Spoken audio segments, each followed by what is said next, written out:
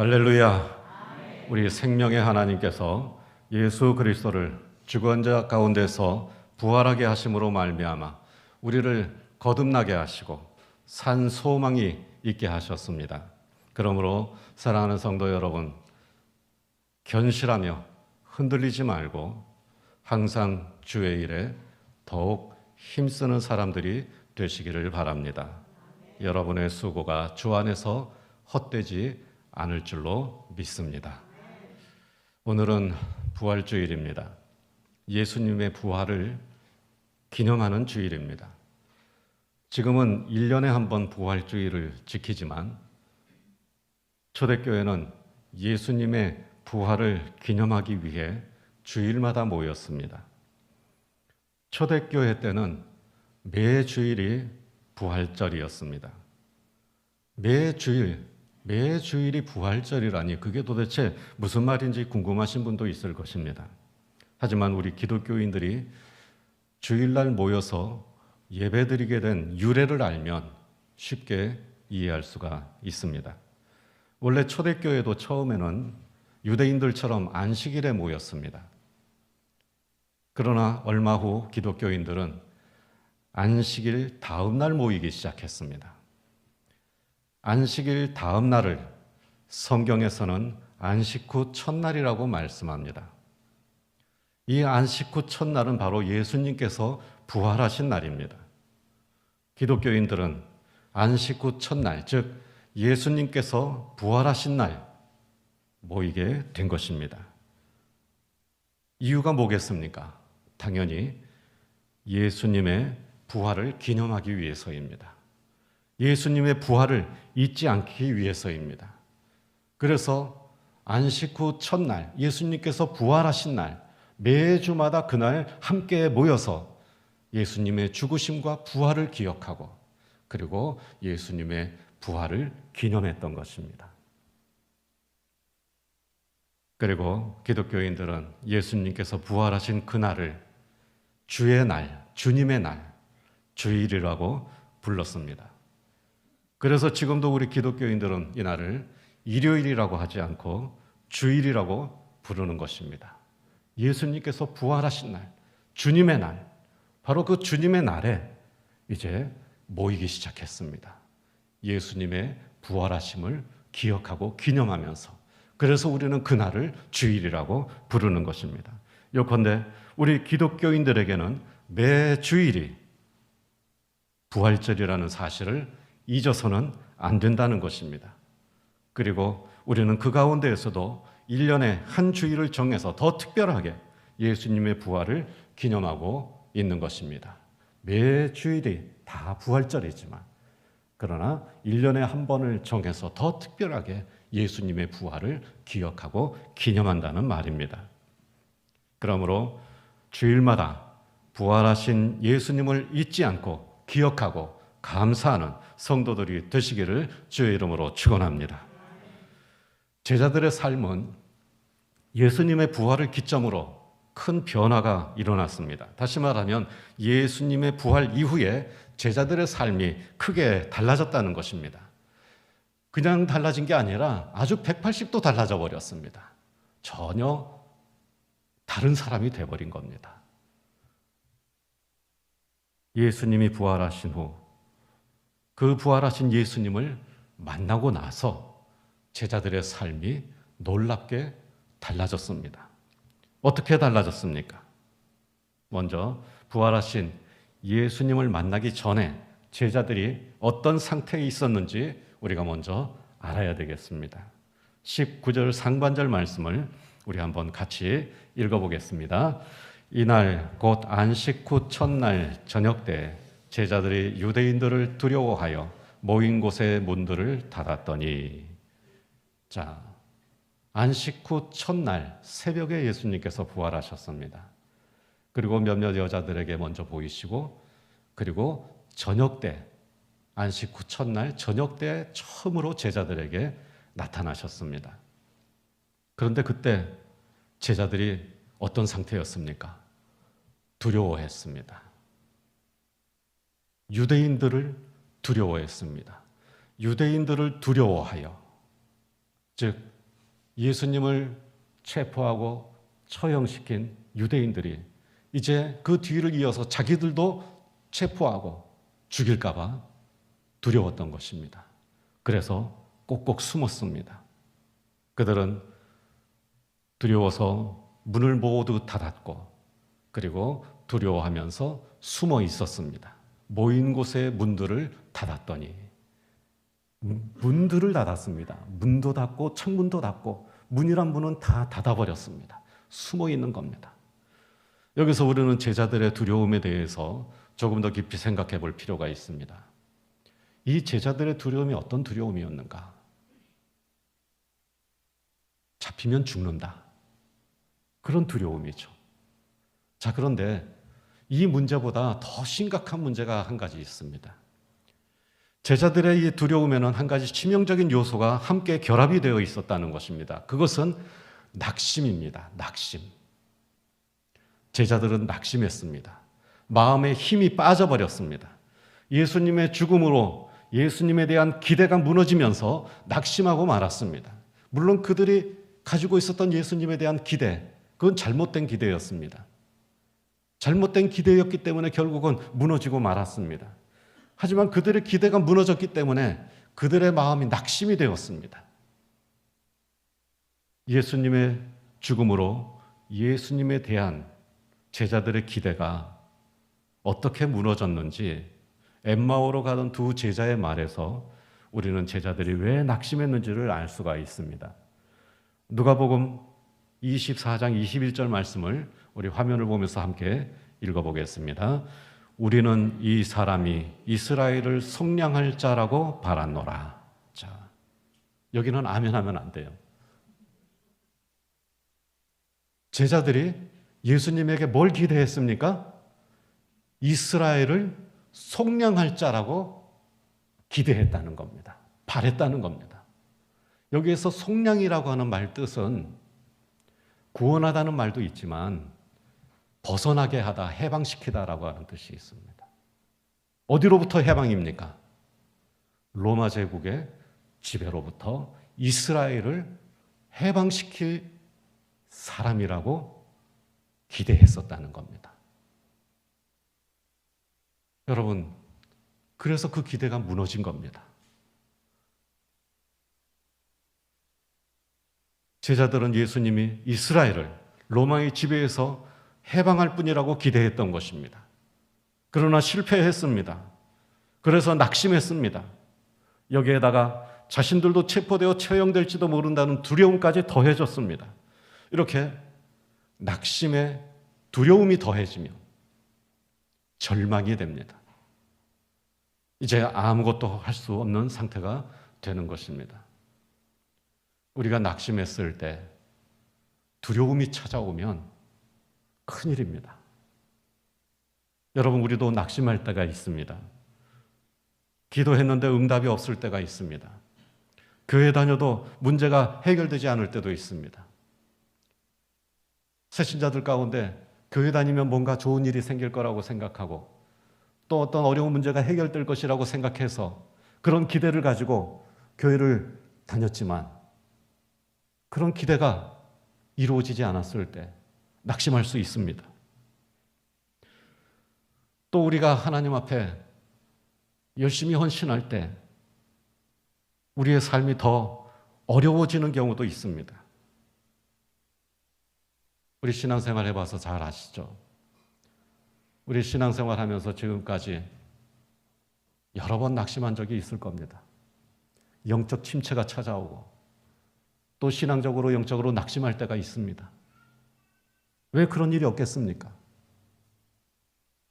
하지만 여러분, 또 우리가 잘 알다시피 그러한 낙심 가운데에서도 우리가 믿음으로 기다리고 인내하며 하나님의 때 하나님께서 다 해결해 주시고 은혜 베풀어 주시는 것을 우리가 잘 알고 있지 않습니까?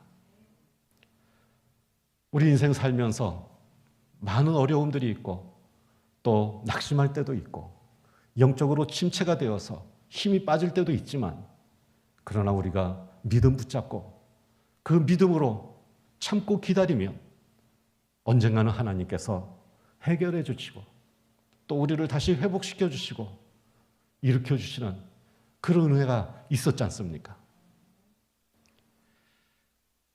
그런데 낙심했을 때 미래에 대한 두려움이 찾아오면 얘기가 달라집니다. 낙심했을 때 두려움이 찾아오면 믿음이 약해집니다. 그러면서 기다릴 힘도 없어지고 믿음으로 버틸 힘이 없어집니다. 회복이 어려워집니다. 혼자 힘으로는 일어설 수가 없습니다. 그래서 낙심할 때 두려움이 찾아오면 끝나는 겁니다. 이걸 조심해야 되는 겁니다. 우리 낙심할 수 있습니다. 영적인 침체가 우리를 찾아올 수 있습니다. 하지만 그때 우리가 두려움이 함께 찾아오게 되면 어떻게 해야 되겠습니까? 그때는 위기라고 생각하고 하나님 앞에 간절한 마음으로 엎드리지 않으면 안 됩니다. 왜냐하면 우리 믿음으로도 안 되고 우리 힘으로도 안 되고 우리 의지로도 안 되기 때문입니다. 하나님께서 우리를 찾아오셔야 됩니다. 하나님께서 우리를 도와주셔야 됩니다. 그렇지 않으면 거기에서 도무지 일어설 수가 없는 겁니다.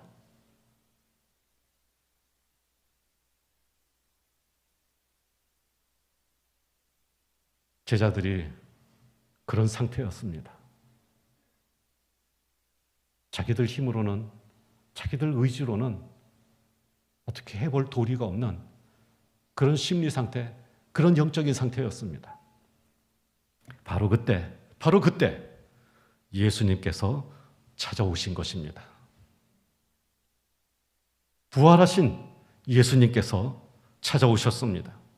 그리고 제자들에게 평강이 있을 것이라고 말씀하셨습니다. 19절 하반절 말씀을 우리 화면을 보면서 함께 읽겠습니다. 예수께서 오사 가운데 서서 이르시되 너희에게 평강이 있을지어다. 아멘. 너희에게 평강이 있을지어다. 제자들이 필요한 것이었습니다. 낙심하고 두려울 때 예수님께서 그들에게 평강이 있을지어다 그렇게 말씀하셨습니다. 이 말씀은 평상시에 인사말로도 사용되는 말씀입니다. 하지만 지금 이 순간만큼은 제자들에게 있어서나 예수님에게 있어서나 이것은 평범한 인사말이 아닙니다. 제자들에게는 평강이 필요했습니다. 하지만 자기 스스로 평강을 얻을 수가 없었습니다. 그래서 예수님께서 찾아오셔서 그들에게 평강이 있을지어다. 그들에게 축복하시고 평강을 주시는 겁니다.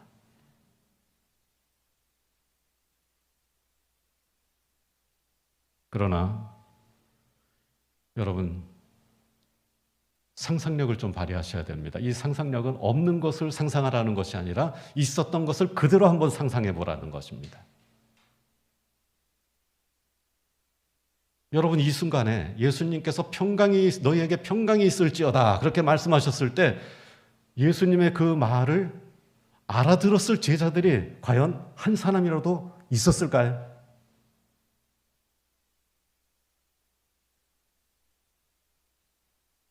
이때 제자들이 얼마나 놀랐겠습니까? 문을 다 걸어 잠그고 꼭꼭 숨어 있었습니다. 문이 열린 적도 없습니다. 그런데 장례까지 치른 예수님이 갑자기 나타나신 겁니다. 그리고 예수님이 너희에게 평강이 있을지어다 이렇게 말씀했을 때 여러분 상상력을 발휘해 보시기 바랍니다. 그때 여러분들이 그 자리에 있었다면 예수님의 그 말이 들렸겠습니까? 마음이 편안해지기는커녕 경악을 했을 겁니다. 그래서 부활하신 예수님께서 제자들에게 부활하신 그분의 몸을 직접 보여주셨습니다. 제자들은 귀신이 나타난 줄 알았을 겁니다. 아니면 헛것을 봤다고 생각할 겁니다. 풍랑이는 바다에서 예수님께서 그들을 향하여 걸어오실 때 그들이 마치 그것을 영이라고 생각했듯이 지금 이 제자들도 부활하신 예수님을 느닷없이 문이 닫힌 방에서 갑자기 보았을 때 영이라고 생각했을 것입니다. 어쩌면 잘못 보았을 것이라고 생각했을지도 모릅니다. 그래서 예수님께서 그들에게 확인을 시켜주십니다. 20절 말씀을 함께 읽어보겠습니다. 이 말씀을 하시고 손과 옆구리를 보이시니 제자들이 주를 보고 기뻐하더라. 아멘. 예수님께서 그들에게 부활하신 그분의 몸을 직접 보여주셨어요. 영이 아니고 귀신도 아니고 헛것을 본 것도 아니고 바로 나다. 내가 부활했다. 그것을 제자들에게 보여주신 것입니다. 드디어 제자들은 부활하신 예수님을 진정으로 보고 만난 것입니다. 그분이 부활한 사실을 확인을 했습니다. 그리고 기뻐했습니다. 그 순간 낙심했던 것도 두려웠던 일도 다 잊어버렸습니다. 바로 그때 예수님께서 다시 말씀하셨습니다. 뭐라고 다시 말씀하셨습니까? 21절 상반절 말씀을 함께 화면을 보면서 읽어보겠습니다. 예수께서 또 이르시되 너희에게 평강이 있을지어다. 아멘. 너희에게 평강이 있을지어다. 첫 번째 말했을 때는 놀라서 그들이 미처 듣지를 못한 말씀입니다. 그러나 예수님께서 부활을 확인시켜 주시고 다시 그들에게 말씀하셨습니다. 너희에게 평강이 있을지어다. 왜 이런 말씀을 하셨습니까? 그들 스스로는 마음의 평안을 얻을 수 없었기 때문에, 그들 스스로는 이 낙심과 두려움에서 벗어날 수가 없었기 때문에 예수님께서 그들에게 평강을 주시는 것입니다. 오늘날 우리들이 살아가면서 낙심할 일 참 많습니다. 두려워할 이유도 너무나 많고 다양합니다. 그러나 낙심과 두려움을 이기는 길은 하나밖에 없습니다. 우리가 낙심에 이르는 이유, 두려워하는 이유 굉장히 많지만 그 낙심과 두려움을 이기는 길은 하나밖에 없다는 말입니다. 무엇입니까? 예수님의 평안인 줄로 믿습니다. 우리가 무엇으로 이 세상에서 평안을 얻겠습니까? 우리가 무엇으로 낙심과 두려움을 한꺼번에 물리치고 이길 수가 있겠습니까? 오직 부활하신 예수님께서 주시는 평안인 줄로 믿습니다. 요한복음 14장 27절 말씀을 우리가 함께 읽어보겠습니다. 평안을 너희에게 끼치노니 곧 나의 평안을 너희에게 주노라. 내가 너희에게 주는 것은 세상이 주는 것과 같지 아니하니라. 너희는 마음에 근심하지도 말고 두려워하지도 말라. 아멘. 예수님께서 십자가 고난을 당하시기 전에 제자들에게 하신 말씀입니다. 여러분, 제자들이 그때 이 말씀을 새겨 들었을까요? 틀림없이 한 귀로 듣고 한 귀로 흘렸을 겁니다. 그러나 부활하신 주님께서 나타나셔서 너희에게 평강이 있을지어다 말씀하셨을 때 바로 이 말씀이 그들에게 중요한 말씀이 된 겁니다. 평안을 너희에게 끼치노니 나의 평안을 너희에게 주노라. 내가 너희에게 주는 것은 세상이 주는 것과 같이 아니하니라. 요한복음 16장 33절 말씀도 함께 읽어보겠습니다. 이것을 너희에게 이르는 것은 너희로 내 안에서 평안을 누리게 하려 함이라. 세상에서는 너희가 환난을 당하나 담대하라. 내가 세상을 이기었노라. 아멘. 이 말씀도 역시 예수님께서 십자가 고난을 당하시기 직전에 제자들에게 하신 말씀입니다. 그때 제자들이 이 말씀이 귀에 들어갔겠습니까? 그러나 부활하신 주님을 만났을 때 그 부활하신 주님이 너희에게 평강이 있을지어다 말씀하셨을 때 비로소 이 말씀이 제자들에게 중요한 말씀이 된 겁니다.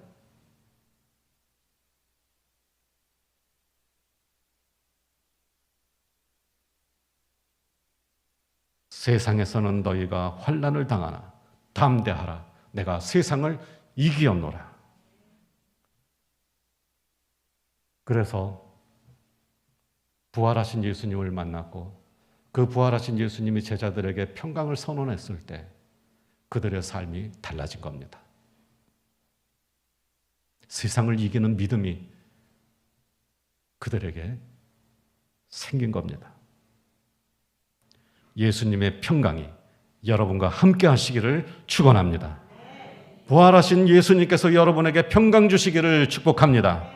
또한 평강의 하나님이 그리스도 예수 안에서 여러분들에게 모든 때 일에나 말에나 모든 일을 어떤 일을 하든지 평강 주시고 또한 소망의 하나님이 모든 기쁨과 평강을 믿음 안에서 충만하게 하사 성령의 능력으로 소망이 넘치게 하시기를 주의 이름으로 축원합니다. 평강의 하나님이 우리와 함께 계십니다. 평강 주시는 예수님께서 또한 우리와 만나 주실 것입니다. 평강의 주께서 친히 때마다 일마다 모든 일에 여러분들에게 평강 주시기를 주의 이름으로 축원합니다. 이어서 예수님께서 제자들에게 성령을 주셨습니다. 22절 말씀을 함께 읽어보겠습니다. 이 말씀을 하시고 그들을 향하사 숨을 내쉬며 이르시되 성령을 받으라. 아멘. 성령을 받으라. 첫 번째는 너희에게 평강이 있을지어다. 그렇게 말씀하셨고 그 다음에 성령을 받으라. 그렇게 말씀하셨습니다. 성령 안에 소망이 있고 성령 안에 생명이 있고 성령 안에 평안이 있습니다. 왜 그런지 아십니까? 성령이 우리 안에 거하실 때 우리는 육신의 생각을 내려놓고 영의 생각을 할 수 있습니다. 성령이 우리 안에 계시지 않으면 우리는 육신의 생각밖에 하지 않는 사람들입니다. 그러나 성령께서 우리 안에 거하시기 때문에 우리는 육신의 생각보다도 영의 생각을 할 줄 아는 사람이 된 겁니다. 영의 생각은 생명과 평안입니다. 로마서 8장 6절 말씀을 우리 함께 읽어보겠습니다. 육신의 생각은 사망이요 영의 생각은 생명과 평안이니라. 아멘. 성령이 없으면 육신의 생각만 합니다. 육신의 생각만 하다가 죽는 겁니다. 그러나 성령이 계시기 때문에 우리는 영의 생각을 합니다. 영의 생각은 생명과 평안입니다. 여러분, 성령께서 여러분과 함께 하시고 성령 충만하여서 여러분 안에 생명이 충만하고 평안이 충만하시기를 주의 이름으로 축원합니다.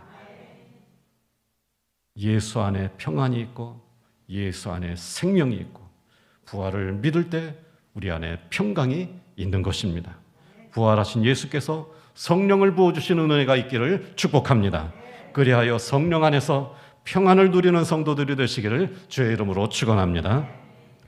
낙심하고 두려움에 빠진 제자들은 아무것도 할 수 없었습니다. 문을 꼭꼭 닫았습니다. 두려워서 아무것도 할 수 없었습니다. 두려우면 아무것도 할 수 없습니다. 밖에 나갈 수도 없고 사람을 만날 수도 없습니다. 두려움에 빠지면 인생이 어두워지고 미래가 캄캄해집니다. 제자들이 그랬습니다. 여러분, 부활하신 예수님을 만나기 전에 제자들에게 과연 미래가 있었습니까? 그들에게 소망이 있었습니까? 남은 것이 아무것도 없었습니다. 우리도 가끔 그럴 때가 있습니다. 세상이 두려울 때가 있습니다. 미래가 두려울 때가 있습니다. 사람을 믿을 수 없을 때도 있습니다. 미래를 확신할 수가 없고 그래서 두려워지고 불안해집니다. 그럴 때 부활하신 예수님을 만나야 합니다. 내가 할 수 없기 때문에 그분이 우리에게 주셔야 하기 때문에 우리는 그 부활하신 주님을 만나야 하는 것입니다. 우리의 마음을 활짝 열고 그분이 부활하신 것을 믿고 그 부활하신 예수님을 영접할 때 그 부활하신 주님께서 평강을 주시고 성령을 주시고 또한 권세를 주시는 그런 역사가 우리 안에서 일어나게 되는 것입니다. 그러므로 부활하신 주님을 믿고 그분을 영접하기를 위해서 기도하는 성도들이 되시기를 바랍니다. 여러분들에게도 부활하신 주님께서 평안을 주시고 성령을 주시기를 축복합니다. 그리하여 담대하고 확실한 믿음과 소망으로 세상을 이기는 성도들이 되시기를 주의 이름으로 축원합니다. 그리고 마지막으로 예수님께서는 낙심하고 두려움에 빠진 제자들에게 놀라운 권세를 주셨습니다. 우리 23절 말씀 어떤 권세인지 한번 함께 읽어보겠습니다. 너희가 누구의 죄든지 사하면 사하여질 것이요 누구의 죄든지 그대로 두면 그대로 있으리라 하시니라. 이 말씀은 오해하기 쉬운 말씀입니다. 마치 우리가 사람의 죄를 사하는 직접적으로 사하는 능력이 있는 말씀처럼 들립니다. 그래서 우리가 어떤 사람의 죄를 사하지 않으면 그 사람이 용서받을 수 없고 뭐 그런 말씀처럼 들리죠. 그래서 교회 역사 속에서 많은 사람들이 이 말씀을 왜곡해서 영적인 권세를 오용하고 남용했던 어두운 역사를 가진 그런 말씀이기도 합니다. 즉 이 말씀을 교회 및 성직자가 사죄권을 가진다고 본 것입니다.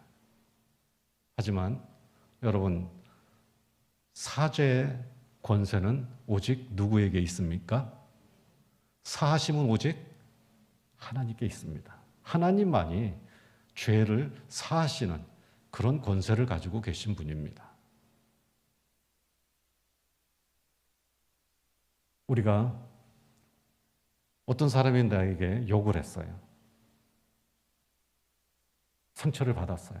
하지만 내가 그래도 하나님 믿는 사람인데 용서해야지. 여러분, 이건 그냥 용서지 그 죄를 사하는 게 아닙니다. 사해 주시는 분은 누굽니까? 오직 하나님밖에 없어요. 그러면 이 말씀의 정확한 뜻이 무엇인가? 도대체 우리한테 무슨 권세를 주셨다는 것인가? 한마디로 간단하게 이걸 설명하려면 이 평행 구절들을 복음서에서 다 찾아봐야 되고 그걸 비교하면서 설명을 해야 되는데 그러려면 한 30분 정도가 필요해요. 제가 간단하게 결론만 말씀드리겠습니다. 여기에 말씀하는 권세는 복음을 선포하는 권세를 말하는 것입니다. 복음을 선포하는 권세. 무슨 뜻인가? 우리가 복음을 전했을 때 그 사람이 믿으면 하나님께서 모든 죄를 사해 주시고, 우리가 복음을 전했는데 그 사람이 믿지 않으면 하나님께서 그 죄를 사하시지 않는다는 것입니다. 그래서 우리는 복음을 선포하는 권세를 받았습니다. 우리가 이 복음을 선포할 때 그 복음 선포하는 그 속에서 하나님의 권세가 역사하는 겁니다. 죄를 사하시는 권세가 있고 또한 죄를 그대로 두시는 권세가 있는데 우리가 복음을 선포할 때 그 하나님의 권세가 그 가운데에서 역사하신다는 것입니다. 그러므로 여기에서 우리에게 주신 권세는 정확하게 말하면 복음을 선포하는 권세입니다. 여러분, 우리에게 이와 같은 권세가 있는 줄로 믿으시기 바랍니다. 복음을 선포하는 권세입니다. 복음을 선포하는 것은 우리의 특권입니다. 생각해 보세요. 죄 사함 받고 구원받을 수 있는 길을 우리가 보여주는 겁니다. 이 얼마나 놀라운 특권입니까? 그래서 우리는 이 복음을 선포하는 이 권세를 가지고 밖으로 나아가는 것입니다. 세상을 향해 나아가는 것입니다. 이것이 부활하신 주님께서 우리에게 주신 권세이고 제자들에게 주신 권세입니다. 부활하신 예수님께서는 제자들에게 영혼을 살리는 권세를 주신 것입니다. 복음을 전할 때 권세 있게 전하는 성도들이 되시기를 축원합니다. 부활하신 예수님을 만나기 전 제자들은 낙심과 두려움에 빠져 아무것도 할 수 없는 사람들이었습니다. 밖에 나가지도 못하고 캄캄한 방에 숨어 있었습니다. 미래에 대한 소망이 없었습니다. 그러나 부활하신 예수님께서 그들에게 찾아와서 평강을 주시고 성령을 주시고 권세를 주셨습니다. 바로 그때 그 부활하신 주님을 만난 그 이후에 그들은 영화롭고 위대한 삶을 살 수가 있었던 것입니다. 예수님께서 그들에게 평강을 주시고 성령을 주시고 권세를 주셨기 때문입니다. 그리고 그들을 보내셨습니다. 세상으로 보내셨습니다. 캄캄한 방에 숨어 지내던 그들을 세상 밖으로 문을 활짝 열고 내보내셨습니다. 21절 하반절 말씀을 우리 함께 읽어보겠습니다. 아버지께서 나를 보내신 것 같이 나도 너희를 보내노라. 아멘.